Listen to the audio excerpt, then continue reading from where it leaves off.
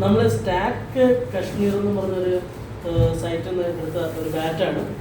Black മംബയുടെ ബാറ്റാണ്. ഇതാണ് item. ഇതിൻ്റെ wait അല്പം ഒത്തിരി കൂടുതലാണ്, പക്ഷേ സാധനം കൊള്ളാം.